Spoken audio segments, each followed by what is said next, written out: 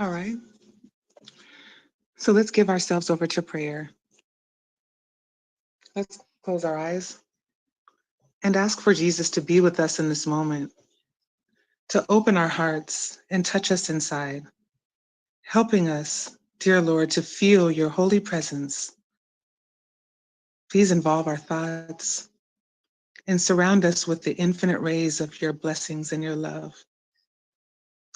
Please bless this meeting tonight, dear Lord, helping all of us brothers and sisters on the physical plane and all the brothers and sisters on the spiritual plane. Help each one of us to open our hearts, to receive the wisdom and the messages for tonight.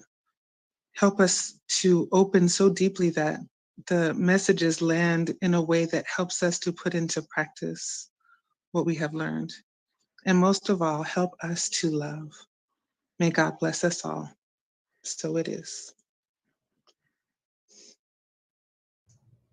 So be it. Are we ready? All right. So I'm gonna start to share my screen.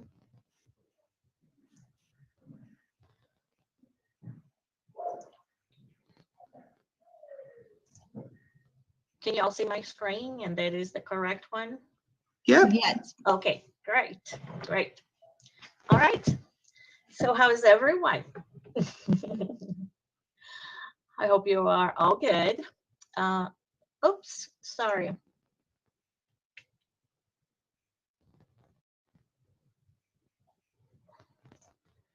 Just one minute.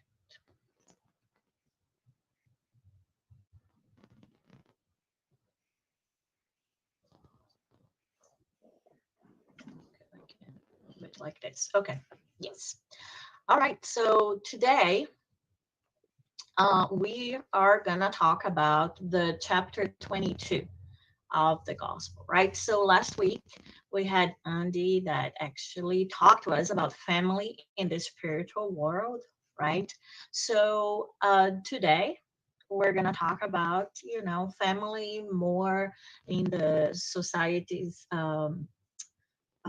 way, and also spiritism. How does spiritism define the aspect of family, but we'll focus a little bit more on marriage, right? So that's what we're going to talk about, marriage, right, on earth, right here. So brace yourselves. I have to confess from the beginning that that is not an easy topic for me. I'm not sure that is easy for many of us, and we're going to see there are some reasons why, right? But this also is a chapter that it's very small. And can anybody guess how many pages is it in the Gospel? Chapter 22.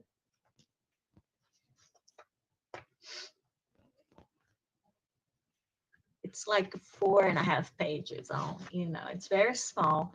But as usual, Kardec starts, right, with something from the gospel, and then he brings his explanation. In most of the chapters, there is a message from the spirits too. That's not the case of this one. There's no message from the spirits. So it's a very short, you know, uh, chapter.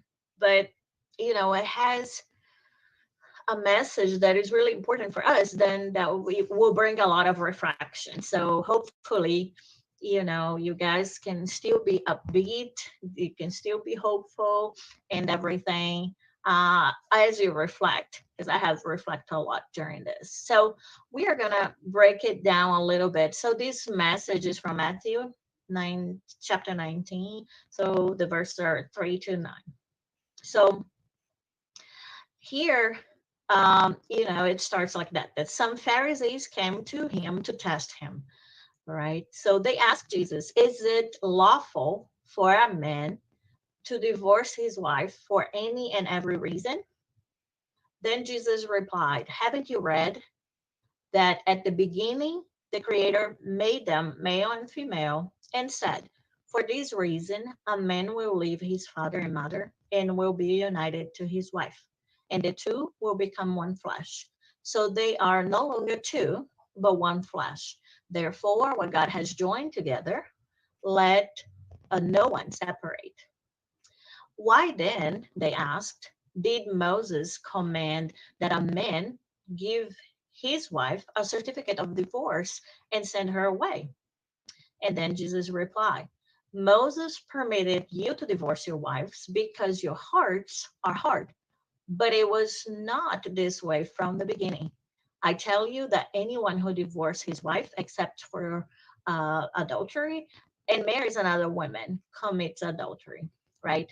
So again, Jesus was talking about this a long time ago to a different society than we have today, right? So I really had to study, to look at this because we really have to try to understand, right, to take into consideration the history, the culture, the message of Jesus, what it was meant by all of that.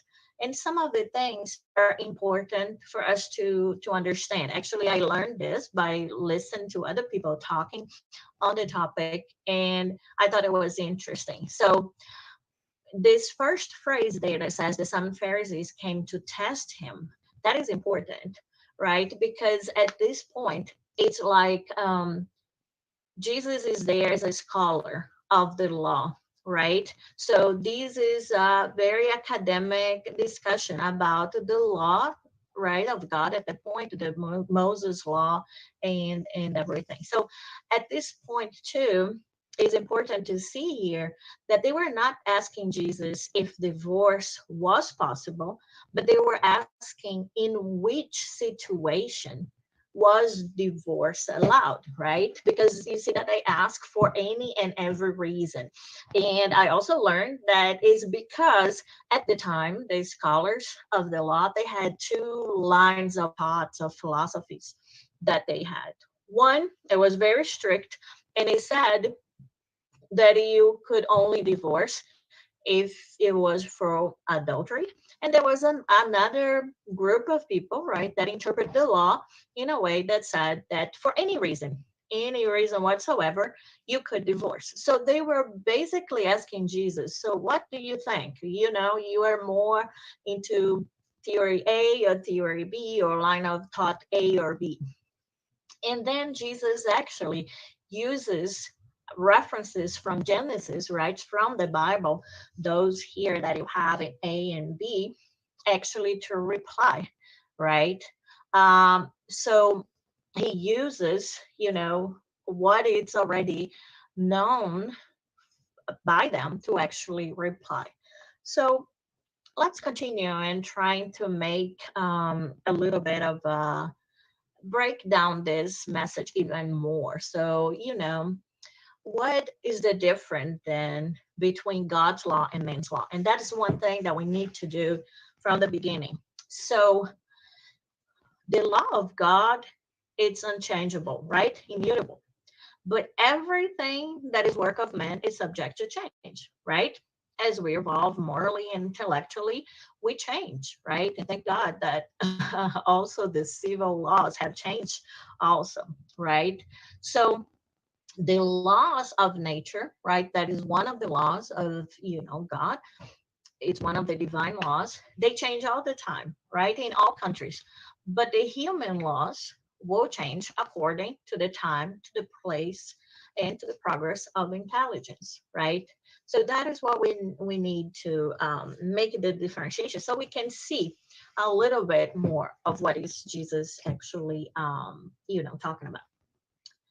So in marriage, what is the divine order, right? What is the most divine thing that happens there? It's really that you have two sex there, or you have male and female coming, and in this relationship, and in most of them, you have the rise, right, of new beings, either naturally or sometimes you can adopt, but you helping, right, through this relationship. um, you actually through this union, right, you actually uh, trying to regulate the society, right? Because family is important, right, for society and for our betterment too. So, but the marriage in terms of a civil law, it's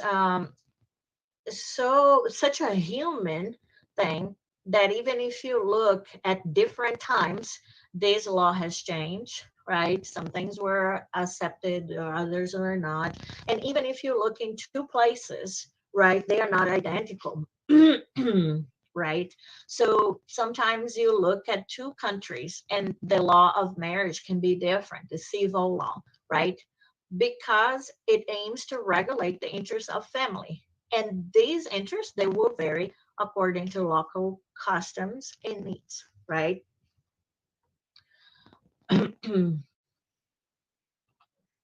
But beyond that divine law of reproduction, of creating beings and everything, the law of love should be the one where the foundation of that relationship, of that marriage should be, right? And that law is immutable, right? The law of love. So uh, through that, we have to think about this relationship that is a bond, that is it's an experience that should be beyond the bonds of flesh, right? It's two souls coming together, right? And growing together, right? Then they are raising a family, so they are helping themselves, they are taking care of themselves in that relationship, and they also helping themselves progress. So uh,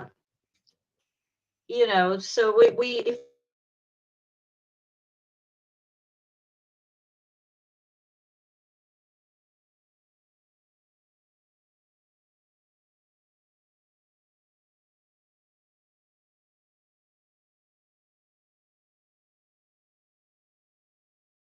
the law of love is taken into account, and that's what create the problem, right? So uh,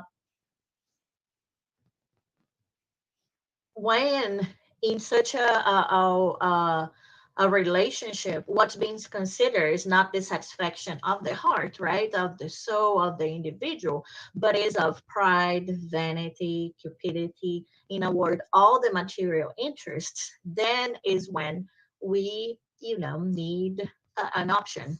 And the option, or the breaking of that bond of marriage, would be with the divorce, right? So if the civil law is what regulates the civil relationships, the divorce is a human law, right? But it's not contrary to the law of God, right? Because once the relationship, it's not there anymore, right? um Once there's no respect anymore or anything, then you know uh it's not contrary to the law of God, because God said whatever, it's bonding love should stay, right? But if that relationship is not there anymore, then it is an option, right? So the whole thing is too, because it's, we can go sometimes in life, in situations that are important. Sometimes we can go to the extremes. Either we say, oh my gosh, it's to death does you apart, it doesn't matter what if. Or we sometimes we make it too superficial. Oh no, yeah, we can divorce, so let's just practice, and since we can divorce, why do we worry before getting to a oops before getting into a relationship? um, you know so that is what we need to take into consideration. It should not be that just because we divorce is allowed, that we just go into the relationship without the commitment, right, without knowing and understanding what that relationship, can do, and what is it, the role, right? So when Jesus said, "You shall be one flesh," do not separate what God has united, or what the world, may the word not separate what God has united. Then these words should be understood and with the reference of the union according to immutable law of God, and not according to the changing laws of men. So Jesus, you know, also consider, he didn't say that the marriage was absolutely insoluble, right? He even said, right, that it was because of the hardness of your hearts that Moses allowed you to dismiss your women, right? So Jesus was saying, it's because it's lacking the love there. If you really love, then that should be bond, and you should be able to cultivate and to maintain that relationship. But if it's not there, if you have hardness in your heart, then that is um allowed, right? And it was already allowed in Moses' time, right? Because in that case, in some cases at that time, like today, right, the mutual affection, it was not really what it was determining for those two people to be together, right? It was, so then the separation um, would become necessary, right? You would have to have, um, a way out, right? If it's not helping. And we'll talk, in this following part about the divorce in the Spiritist view. But one thing is that we have to think is that we are here to be a better version of ourselves, right? And actually, if you are isolated, it's so much easier to be nice, to be kind. Nobody's contesting that. Nobody is nudging you. Nobody is actually challenging you to do anything. Everything is the way you want. Nobody's telling you what you don't want. Maybe they're not telling you what you like to hear either, but they are not telling you bad things, right? So, by being close relationship with other people, right, is how we grow. And that's what the Christian needs to do, right? The Christian person needs to be in the world, right, with other people. That's how we get tested, and that's how we evolved. But the uh, fundamental aim of the relationship is not for us to just withstand each other, right? I think there is a story that this lady came to Chico Xavier, right? And she said, "Well, I've been married for this many X number of years. And, I know that we're not fighting anymore, so I think you know, I can be okay with my husband. So thank you, right? So the next life, I'm not going to come with him again." And it seems like Shiku told her, "Well, then the next time you're going to come together so you can learn how to love each other." Right. So there is a difference in just being able to survive in the same environment as somebody else than really loving them, right? It goes a little bit deeper. So it might take many, many, reincarnations, right? Um, so one of the things that another thing that we need to remind ourselves is that most of us have a planned reincarnation. So maybe we made an agreement, we have an agreement with this person, right, that is our spouse, that we would build this life with them, right? And if you remember, the we are not in our family just randomly. That's not how the families are chosen, right? You are, even though, and you think this, what I'm gonna say right now, is the craziest thing, and you know is not possible that it's like that, but we are in the families that we need the most, right? We probably chose people from that family, or if not exactly, didn't chose my exact mama, I chose somebody just like her, right? So we are in this environment, in this familial structure, and because that is the best one for us, right? It's the best one to make us grow, right? So how long does it take for that coincidence again, right, of us in that nucleus, or for you to meeting this specific spouse, right? So being in a family, being in a relationship is an opportunity to learn from each other, right? And that way we can, erase the debts that we have from the past, but we can also strengthen our commitments, right? And our relationships.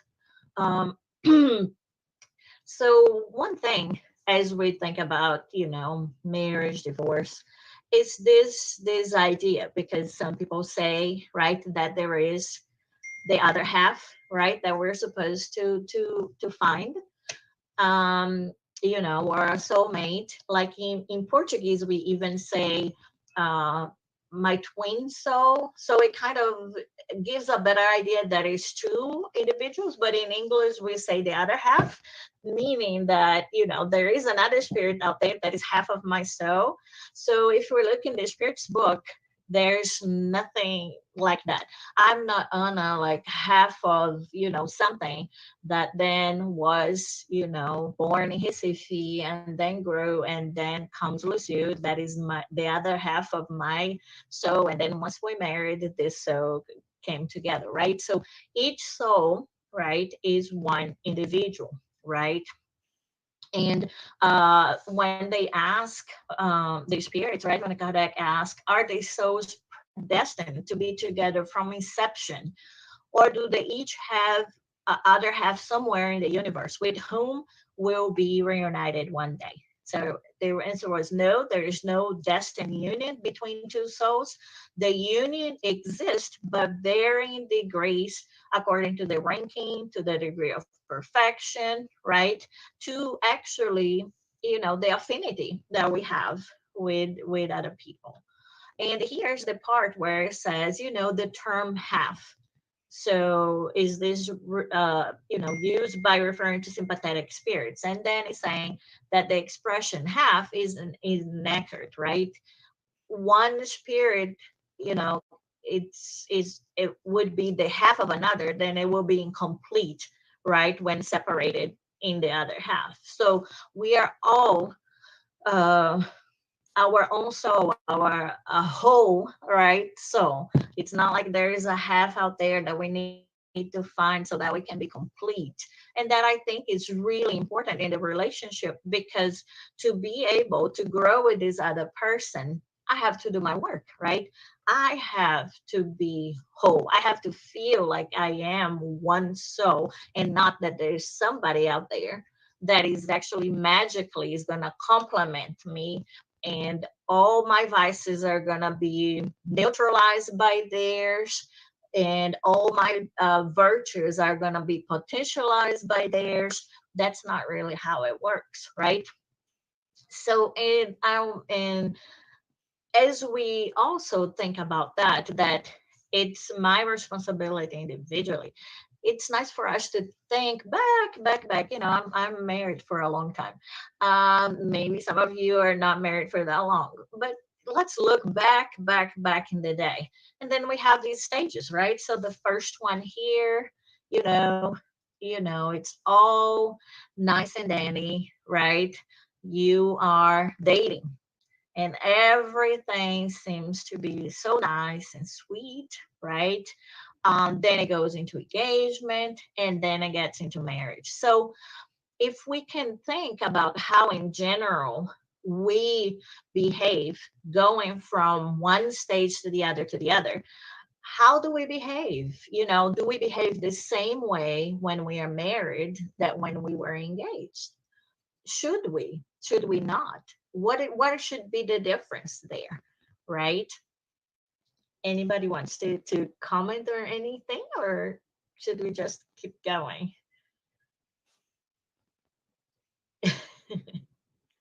I just think that it's not only about marriage. It's also the way that we treat our immediate family. Mhm. People that you interact the most is usually the people with whom you put out your frustrations. Yeah, You that see? intimacy. Yeah. Yeah, sometimes that intimacy, and we take for granted that that person also has a soul, right? That also has feelings, and just because they're closer, it's not fair with them to just be the one that is there, the closest one, and that we can put our frustrations out there. But usually, during the dating, there's so much effort, right? Usually, we put a lot of effort there. We have special dates, we dress a different way, we have all these expectations. Maybe we call every day, right? But then as it's going and we're getting closer, sometimes it's exactly what you're talking about. Then we take the other person for granted, right? Then we start to get into our own frustrations. And instead of that person being a partner, now it's like, just a punching bag, or something that you just go and we forget to continue that relationship, right? So I think, I was trying to reflect, and if we think about this success, if you see couples, they still are together and they seem to be those twin souls, or that have, you know, it's because they maintain that, right? They are still laughing together. They still separate time for themselves, right? Even though they have children, so they love their children, but there is still the space for the marriage there. um, there is admiration, right? We need to be very careful with that. To love someone, you need to admire them. Once it starts to be that every day you're just finding bad things in that person, right? If the admiration goes away, then how is the love gonna still stay there, right? I had one friend just recently that came, and because of COVID, then she stayed in the car with the husband, like in my driveway. I was at the door, but she was talking and telling a story, and I can see in her husband's eyes, he probably heard that story like 10,000 times. It was new for me, but he lives with her. So he probably heard it before. But his eyes, you could see the admiration that he has for her, right? And he didn't interrupt. He didn't get annoyed by it. It was almost like he was hearing that for the first time again, right? So then you can see that if you can keep that, then you really, can keep going. I'm not saying it's easy, right? No, no. No. I actually, the grandparents of my husband, they have been together for 65 years. Wow. Grandpa is 94 right now. And to me, they are such an amazing example of what you just said. Just the way they are getting older and older. In the way that they treat each other, they have so much respect, and more than that, they Mhm. they make fun of each other. So Mhm. how sometimes it gets old, and then you start complaining about things. But I think it's so beautiful to observe them, because just because of that, when one is a little bit more in a bad mood, the other one is making jokes and trying to make fun of the situation. So instead of engaging in that bad mood, they are Mhm. always supporting each other. And to me, it's just like they are an example I want to follow. I want to be them once I Mhm. grow up. Mhm. Yeah, and like in this talk that I listened, the guy was saying that, in the beginning it's so different from the dating and the engagement, that it seems like the marriage is the making off of the film, so that is like in the front you have everybody with makeup, they have all these nice scenes, but then the marriage, instead of being another chapter on that story, but it's almost like the making off. You just seeing, how now everybody, it's just too much comfortable, right? They are not trying that hard. There's no makeup, there's no special things or anything, So um, that also the change, I think, in the stages. And I think it's probably not very popular anymore to do marriage counseling or to talk or do anything like that. But what sometimes happens is that in the beginning,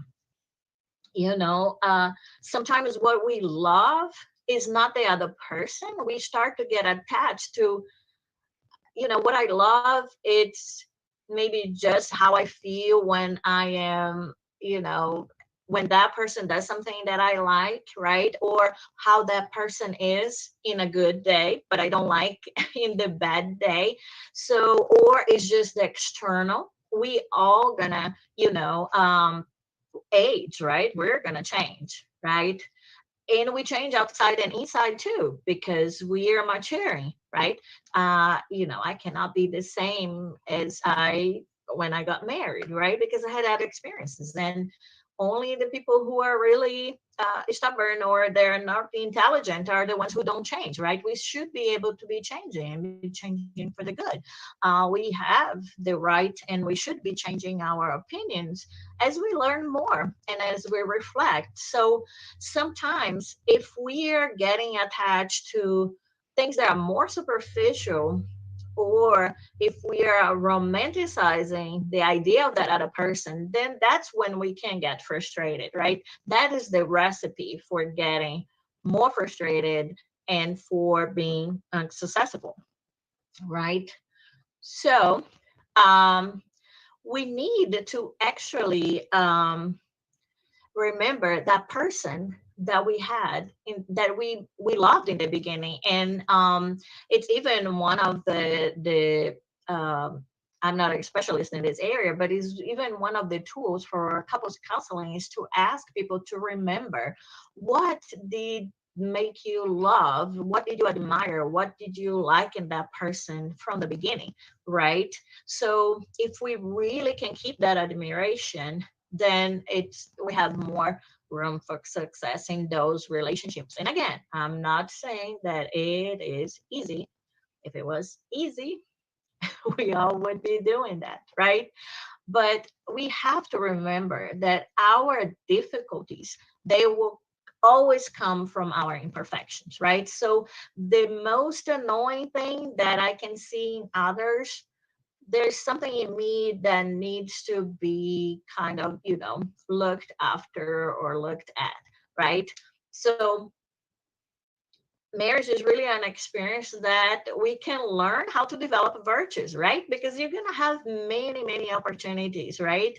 And the more comfortable we are with each other, then we'll challenge those virtues of patience, right? Of so many other things, right? How many sacrifices or compromises do you do, right? In marriage, it's time, it's financially. Although I always joke with my husband that the husband's money is the husband and the wife's, and the wife's money is only the wife's.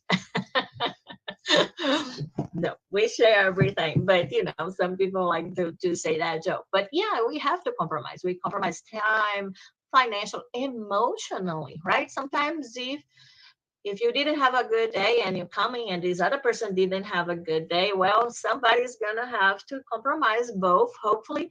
But you cannot just be in your own, right, problems, and not actually, say, okay, I'm not feeling so well, let's talk, but let me also look at this other person. Again, if we were in a hut living out all by ourselves, there will be no discussing, right? It's first me, second me, third me, fourth. But when we live among other people, then we need to actually,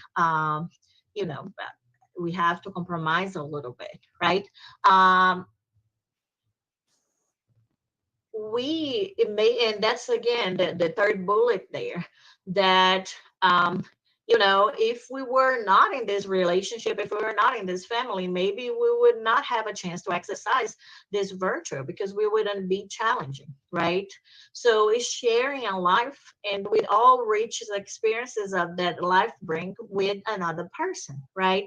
So we need to think that that will bring opportunities for development as an individual, right? As a couple, as parents, if you have kids, right? And there is the influence of the other family too, because we have to also interact with the other person's family, right? And remember, it's two people coming from two cells, different cells with different habits, behaviors, belief systems and all of these, and then now are coming together to try to make a unit out of that, right?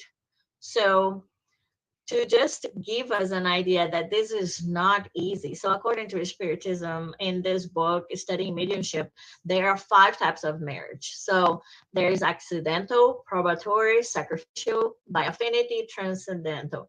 From the words, the adjectives that we are using to define this, you can see that some of them, will bring more challenges than others, right?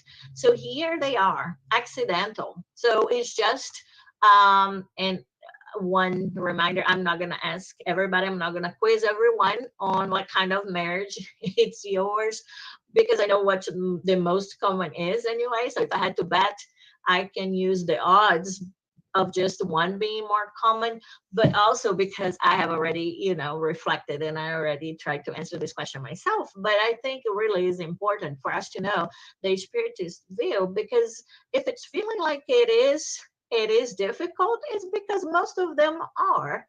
If it feels really good, then that is rare. You need to keep working on it, right? So, this hopefully is to bring us more knowledge and more consolation and more tools, right, for us to actually take more out of this experience and this opportunity that the marriage brings us. So the accidental, it's encounter of inferior souls due to momentary attraction without any spiritual ascendant. So there's not really a previous relationship. It's just really accidental. The second one, that is the most common one, is a probationary. So you are in this reunion for readjustments. They are necessary for the evolution of both spouses, there for both partners. So if you think a little bit about that, then you can see where's the complexity of this relationship is coming from, right? If you are united for readjustment, I mean, that is a challenge. But thank God for that opportunity. If we can be successful there, if we can make strides on that, then maybe the next time we're gonna have another type of marriage, right? The sacrificial, it's when one more evolved soul actually comes in this marriage with this more inferior soul in order to help them, to redeem them, right? So in the book Nocelar, we can see how under Lewis, moms said that she's going to incarnate again. She's going to reincarnate, and she's going to actually take her ex-husband that was not very nice for her to her again, right, in the marriage. So she's not even at Nocelar. She's so evolved that she's in another colony that is in higher in terms of evolution, but she's gonna actually help her ex-husband that is not even in Nosular, right? He's in another more inferior place. But then there are also by affinity, right? So reunion of friendly hearts for the consolidation of affections, and we also have this transcendental, where you have these souls that are magnified in God and who seek immortal achievement, right? So two souls, they are there together to help each other to actually accomplish something bigger, right? Something better. Um, sorry. If we uh, if we think about marriage, right? So we can see that sometimes the problems, the struggles are just the tip of the iceberg, right? And we should not, in our personal journey on earth, we should not be comparing our journey with anybody else's. It wouldn't be healthy to compare our relationship with anybody else, because we're different. A pair is a different pair together than in the other one, right? So if we see that there are struggles and difficulties, there are, right? And good for the people who are working through them, and they're being able to keep going and to go through. But that's something that we need. Also, when we see somebody, right, we always think that that the grass is greener, right, over the other side, right, in our neighbor's yards than ours. But because we're just looking at a very general, right, idea. If we're gonna go with the magnified glass, maybe we're gonna see that they have also problems, like everybody has, right? So really, to win in this situation is really winning ourselves, right? Our own transformation, overcoming our own selfishness, our egoism, right? And working, right, as an individual, not only in myself, but also in this family that I am, organized, that I am responsible for.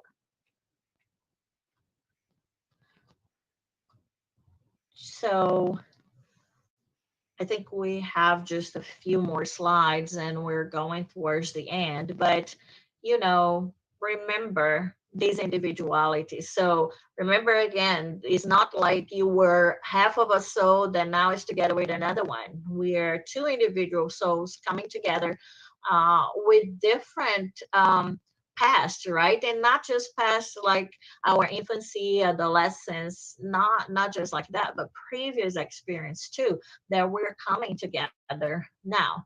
And so we have to respect the individuality of the other person. We have to also, right, admire and value, what this other person brings to the relationship too. And remember that no one is perfect, not even us, right? Not even you. I am not perfect. You are not. Nobody is. So, let's just not, put um, all the weight or of the failure or something in somebody else, right? So remember that no one is obligated to fulfill our existential emptiness, our lack of love, our self-esteem, right? So sometimes the trouble, the challenges, they become even harder because that's what we're trying to do, right? Remember, our Savior is Jesus Christ, right? It's not somebody. So you're not marrying or in a relationship with somebody else so they can complete you or then save you, right? You are there to grow together, right? Because you love that person. But if you have problems like most of us have with lack of self-love or low self-esteem, that's not gonna be solved just by having somebody, next to you, right? So we have to learn how to be happy alone first. So we have to learn how to love ourselves, right? So we unite for a mutual goal, right? It can be that I'm marrying this other person so they can fulfill all my lacks, all my necessities, right? I'm marrying this person so I can have a partner in this journey, right? And if it doesn't work, right? If there is no respect, if there is violence in there, if if there's no admiration anymore, if things are becoming so difficult, then it is better to separate, right? Is to not generate future damage, right? So if you are with this other person, but you tried, but there's no way you're moving forward. On the other hand, you actually remember that the marriage that usually is for you to the most common that is actually for you to restore a relationship with someone. If on the other hand, it's making it so much more difficult, you actually are making more damage to that relationship than are you actually being able to restore. Then in that situation, then it might be better to divorce, and the person to decide that, it's ourselves, right? We can talk to other people, we can discuss, but the only person who knows what you accept, what you don't accept, what you want, what are your goals, um, what you really want is you. So, it's really, is a personal choice. But since from the beginning, right, that we were talking in this talk, when Jesus, was asked, you remember, he was not even asked if it was possible, the divorce, but it's at which uh, circumstances, and his answers was really based on, the Old Testament and everything, saying that if we have the law of love, that is a divine law, as the center of this relationship, then it should not be dissolved, right? But if that is not there, then, there is a possibility, right? But it shouldn't be that at any small problem, we should give up. But of course, there are situations when it's much better, for the couple, for the kids, for society, for everybody to actually, start different ways.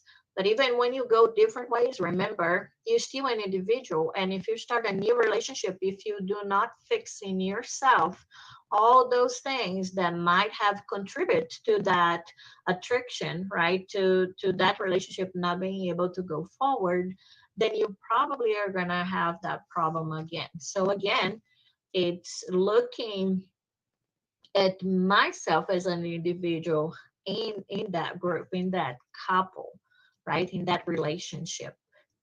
And this is, guys, basically what I had for today. Anybody has any questions, any comments, any suggestions? And I hope everybody's still there. Anna, this is great. And this part is really beautiful because it's very common nowadays. We see people that they project their happiness, and this part that you say that we need to learn how to be happy by ourselves first, being alone, so then we can make this work with someone else. It's more and more common to find people that they project their happiness to someone else, and that's why sometimes it doesn't work. And I saw someone saying, it was like a saying in Portuguese a couple days ago, and that resigned a lot with me. And they were also saying that nowadays is more and more common. People, they don't fix what is broken. It's easier to throw it in the trash and to go buy a new one. And this is also valid for relationship. Especially because more and more it's getting easy for people to get to know new people. Sometimes it's just downloading an app in your phone. You don't need to really go out to meet new people. So instead of trying to repair, it's easier to just break up and then think, I'm gonna find someone else. So but thank you, this was a great talk. It was very nice to hear. Thank you. And these lights were beautiful as well. Any other comments? All right, so you all are invited to read the chapter yourself and see what you can get from that and your reflections. But it was a pleasure. I really, this is not a easy topic to talk about, So and it brings a lot of reflection. But remember, if you don't have self-love when you do those reflections, then you're not going to move forward. You're just going to be stuck. So that is also not easy to learn, but that's what we need to do. All these reflections about ourselves, our relationships, right? It needs to be coupled or covered in a lot of self-love so that we can be encouraged to move forward. All right, so I think our next step is our virtual passes, right?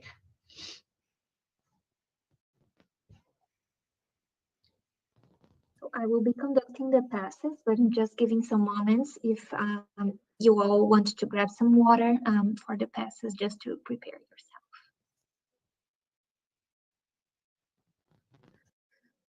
So let us now take a moment for a meditation to calm down and go inside ourselves, receiving the blessing of the passes.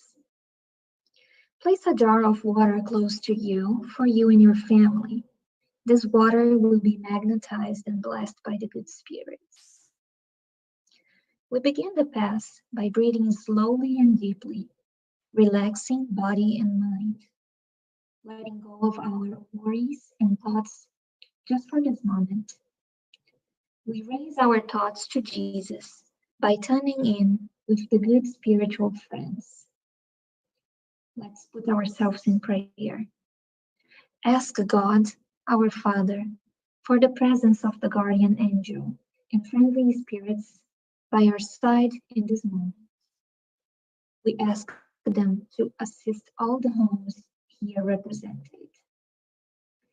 We ask God to allow us to receive the healing rays for all physical body ailments, stopping any action of infirmities through the application of vibration of rays of light throughout our being.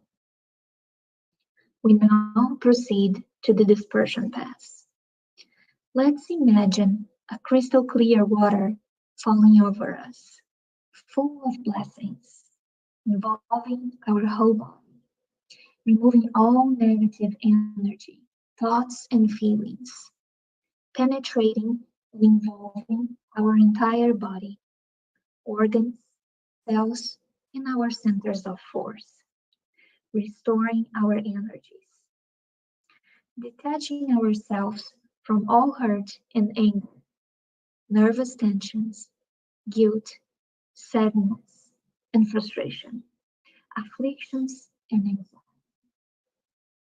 Allow the action of this cleansing by putting all your difficulties and sensations in the hands of the emissaries of Christ. We feel ourselves spiritually clean. Involve in this moment the entire environment of your home, opening the doors to the cleanliness and releasing all feelings of selfishness and possession. May this water clean the spiritual environment of your home from all forms of ill thoughts and feelings that may disharmonize ourselves and our family members. Dear God, embrace our hearts, giving everyone good intuition and freeing us all from evil. Thank God. We now proceed to the dispersion pass. After cleaning, feeling light and happy, we start the strengthening phase, restoring our energies. Let the light of love fall upon us by rays of restoration of our whole being, helping us re-energize both morally and spiritually. Visualize the team of spiritual doctors around your physical and spiritual body, receiving lights that provide beneficial and strengthening energies. Through breathing through the pores of your body and through your mental thoughts, strengthening your immune systems, restoring to balance all of your organic activities, bringing encouragement and well-being to your body. Let's thank Jesus and the whole team of good spirits, asking for this light of healing and blessings for all humanity and involving all the sick and distressed for the trials of the earth at this time. Let us unite our thoughts of love to be an instrument of support so that the good spirits can act on everyone who needs it. Pass in the name of Jesus. At this moment, we imagine the hospitals and everyone there receiving this healing support, the homes of the sick, and those who remain silent, still feeding the action of this disease. We know that God acts in us all. May His will be done. May the water that we set in our table now be blessed by the hands of our good spiritual brothers, workers of Christ, bringing all the benefits to our spiritual and physical bodies. Thank you, God. We now proceed to the closing prayer. asking God and our spiritual mentors to really help us reflect on all the learnings that we had tonight, to be able to work inside of ourselves and develop the self-love that we talked about so much. And only after we can truly love ourselves, may we be also able to live in harmony with our partners, being good partners, bringing light to the life of each other, being spirits that can support each other in the progress in life, and having a good family and having a good passage in this incarnation here on earth. May we all go have a good week and spread the light of God. So be it. Thank you all.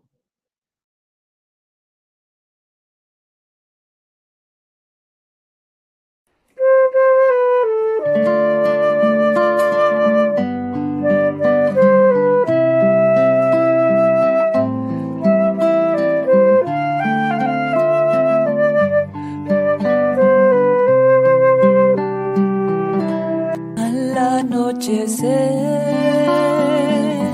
en Cafarnaúm,